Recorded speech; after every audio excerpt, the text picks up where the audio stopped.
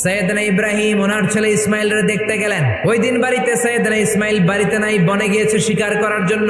বাড়িতে সৈয়দনা ইসমাইলের বিবি সৈয়দনা ইব্রাহিম ঘরের দরজার বাইরে থেকে সালাম দিয়ে বললেন, আসসালামু আলাইকুম। ভেতর থেকে কর্কশ গলায় একটা মেয়ে সালামের উত্তর দিয়ে বলল, ওয়া আলাইকাস সালাম। জিজ্ঞেস করলো সৈয়দনা ইব্রাহিম, মা কেমন আছো? মেয়েটা কয়, বেশি সুবিধার না। তোমাদের খাওয়া দাওয়া কেমন চলে? ভালো না। তোমার জামাই কই? বনে গেছে। এবার মেয়েটা বলতেছে, আমনে কেডা? সৈয়দনা ইব্রাহিম বলে, আমি কে চিনবা না? স্বামী যখন বন থেকে ফিরবে তোমার স্বামীর একটা সালাম দিবা, বলবা ঘরের দরজার চৌকাটটা যেন তোমার স্বামী পাল্টে দেয়। এই কথা বলে ইব্রাহিম চলে গেলেন। ইসমাইল আসার পরে বিবি বলতে আরম্ভ করছে, দুপুরবেলা একটা বুড়া আইছিল। বুড়া সৈয়দনা ইসমাইল বলে, কোন বুড়া আসছে? কি বলছে? বিবি বলে, আপনারে সালাম বলছে। ওয়ালাইকুমুস সালাম। আর কি বলেছে? আর বলছে ঘরের দরজার চৌকাট যেন আপনি পাল্টে ফেলেন। এই কথা বলার পরে সৈয়দনা ইসমাইল চিৎকার দিয়ে বলে, ও কি করলি তুই? নিজের কপাল পড়লি, নিজের কপালে নিজে কুড়াল মারলি। এইটা আমার বাবা ইব্রাহিম খলিল, আমার বাবা যা বলেছে এর মানে হলো তোরে যেন আমি তালাক দেই।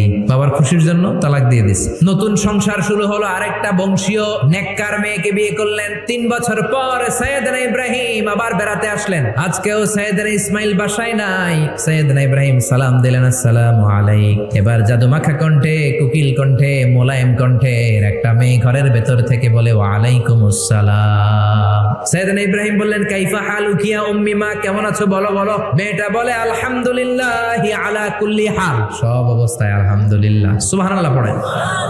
সংসার কেমন চলে? কয় খুব ভালো। খাওয়া দাওয়ার অবস্থা কি? কয় আরো ভালো। এবার মেয়েটা বলে, কে আপনি? এই মরুভূমির মাঝখানে রৌদ্রের মধ্যে দাঁড়িয়ে দাঁড়িয়ে কথা বলেন, কেউ তো কোনোদিন আমাদের খোঁজ নিতে আসে না। কে আপনি? ঘরে আসেন। সৈয়দনা ইব্রাহিম বলে, না আমার পরিচয় দিব না, ঘরেও আসবো না। মেয়েটা বলে, আপনি যদি ঘরে না আসেন আমি কিন্তু রাগ করব।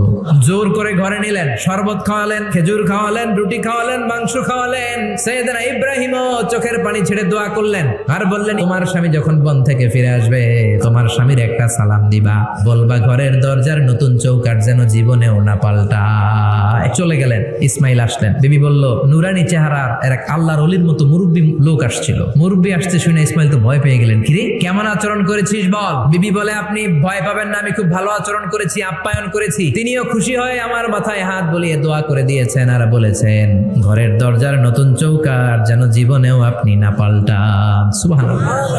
সৈয়দনা ইসমাইল বিবিকে জড়িয়ে ধরলেন। যেই মুরব্বী লোকটা এসেছিল সাধারণ কোনো মানুষ নয়, তোমার শ্বশুর আমার বাবা ইব্রাহিম খলিল। আমার বাবা বলেছেন তোমার যেন কোনোদিন তালাক না দেই, তোমার যেন ছেড়ে না দেই। এই যে তোমার হাতটা দুনিয়ার বুকে ধরলাম, জান্নাতে যেন তোমার হাত ধরেই দুজনে জান্নাতে ঢুকে যায়। এজন্য বাবা মায়ের দোয়ার দরকার আছে না নাই?